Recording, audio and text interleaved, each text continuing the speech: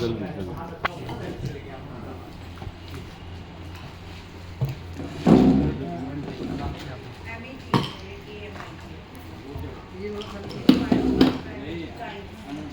SAARC business forum international SAARC business forum India chapter द्वारा भारतीय विद्यापीठ पश्चिम बिहार में एक प्रोग्राम का आयोजन किया गया और इसमें नेपाल, श्रीलंका, भूटान और पाकिस्तान, बांग्लादेश के तमाम जो है पत्रकार साथी इस कार्यक्रम में शामिल हुए।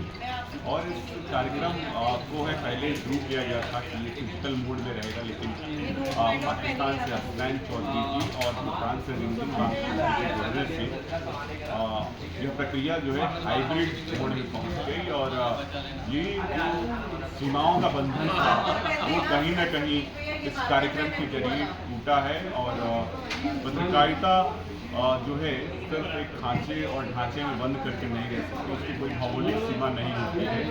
दक्षिणी एशियाई देशों में शांति और सहयोग को लेकर के ये जो है सार्क बिजनेस फोरम द्वारा इस कार्यक्रम आयोजन किया गया था। और दक्षिण एशियाई देशों में शांति सहयोग को लेकर के लगातार पिछले 5 सालों से ये 16वीं सदी थी जो ये आयोजित की गई है।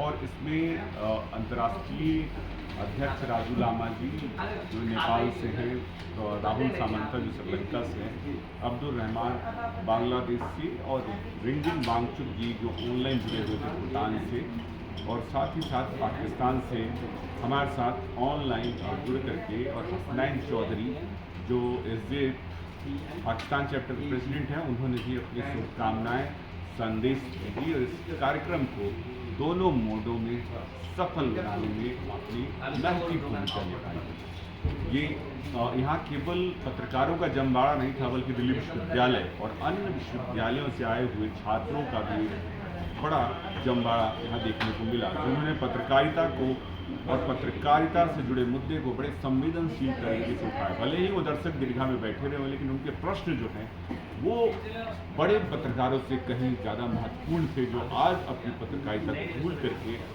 और निर्भीक पत्रकार होने का जो पहले पत्रकारों पे तमगा था उसको कहीं ना कहीं खोते जा रहे हैं। ऐसे में इस तरीके का सम्मेलन, इस तरीके का आयोजन पत्रकारों को निर्भीक एकत्रित होने का, एकजुट होने का और संगठित होने का मौका देगा। फिर मुलाकात होगी, तब तक के लिए हम आपसे विदा लेते हैं। नमस्कार, धन्यवाद। हमारे साथ इस समय मौजूद हैं भारतीय विद्यापीठ के डायरेक्टर एमएन होड़ा सर। सर, ये कार्यक्रम आयोजन की योजना किस तरीके से बनी और कैसे देखते हैं आप इस कार्यक्रम के पूरे आयोजन को? देखिए, सार्क एक बहुत ही इम्पॉर्टेंट एसोसिएशन है। सार्क का उद्देश्य ही है कि south Asian association for regional cooperation.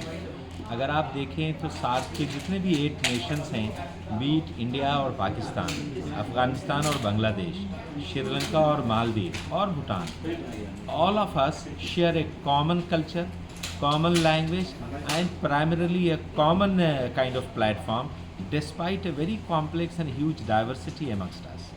लेकिन इसके बावजूद हमारी बहुत सारी ऐसी विविधताएं हैं जिन विविधताओं के बावजूद भी हम बहुत दिनों तक इकट्ठे और साथ रहे हैं। आज ज़रूरत इस बात की है कि वापस से उन्हें एक प्लेटफॉर्म पे जोड़ के इकट्ठा करें।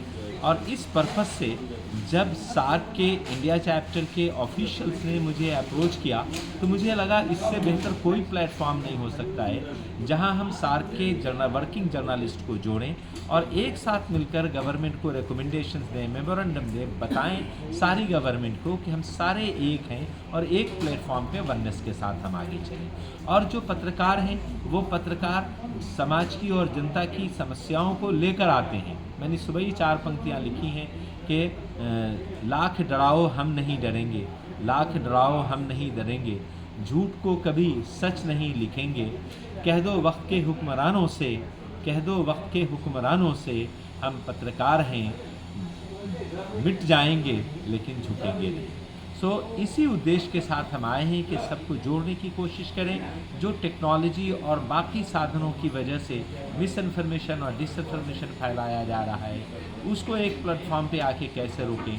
और आज जिस तरीके की डिलिब्रेशन यहाँ इंडिया, नेपाल, बांग्लादेश और भूटान, सो मच सो कि पाकिस्तान से भी उसके अंदर मैसेज आया।